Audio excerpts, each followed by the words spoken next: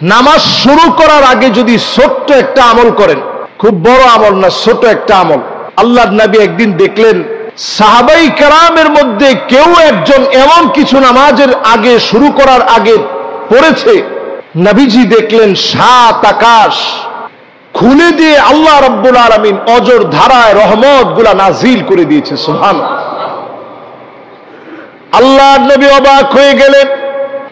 নামাজের সালাম ফিরে নবীজি বললেন, তোমাদের ভিতরে কে এমন আছে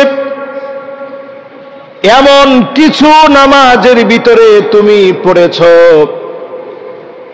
আল্লাহ পাক তোমার জন্য 7 আকাশের দ্বার খুলে অজর ধারায় রহমত নাজিল করে দিয়েছে? কেউ হাত তুলে না। একজন সাহাবী হাত তুললেন, ওগো নবীজি, আমি অতিরিক্ত 3টা বাক্য বলেছি, আল্লাহু আকবার কাবীরা ওয়ালহামদুলিল্লাহি কাসীরা ওয়া সুবহানাল্লাহি বুকরাতাও ওয়া আসীলা। আল্লাহু আকবার কাবীরা ওয়ালহামদুলিল্লাহি কাসীরা ওয়া সুবহানাল্লাহি বুকরাতাও ওয়া আসীলা। এই 3টা বাক্য বলেছি। আল্লাহর নবী বললেন, আমি যখনই দেখেছি 7 আকাশের দ্বার খোলা হয়ে গেছে, অজর ধারায় আল্লাহ পাক রহমত নাজিল করতেছে, আমার বুঝতে বাকি নেই আমার সাহাবীদের মধ্যে এমন কোন একটা আমল হয়েছে যার কারণে মালিক খুশি হয়ে গেছে।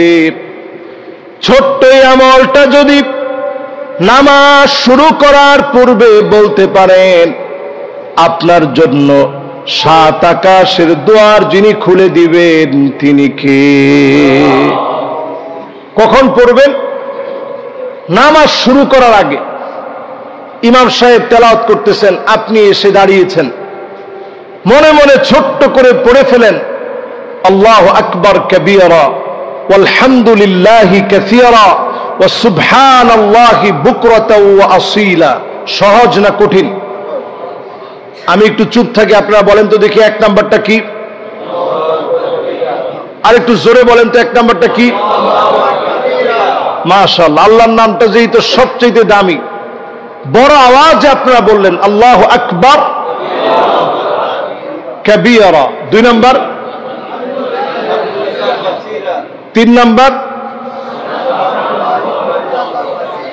মাশাআল্লাহ ওয়া সুবহানাল্লাহি বুকরাতাও ওয়া আসীলা। এই 3টা বাক্য যদি শুধু আপনি বলতে পারেন, আল্লাহর কাছে আপনার দাম কেমন? আব্দুল্লাহ বিন ওমর বলতেছে, আমি নবীজির সামনে বসা ছিলাম, নবীজির সামনে বসে আমি নবী করিম সাল্লাল্লাহু আলাইহি ওয়াসাল্লামের এই কথা যখন শুনলাম, সাহাবীর আমলটা যখন আমি শুনলাম, মা তারাকতুহুন্না মুনযু সামিআতুন নবী সাল্লাল্লাহু আলাইহি সাল্লাম, এই 3টা বাক্যের কথা যখন নবীজির পাক জবান থেকে শুনলাম, জিন্দেগিতে আর কোনোদিন আমি এই আমলটা ছাড়ি নাই। সুবহানাল্লাহ।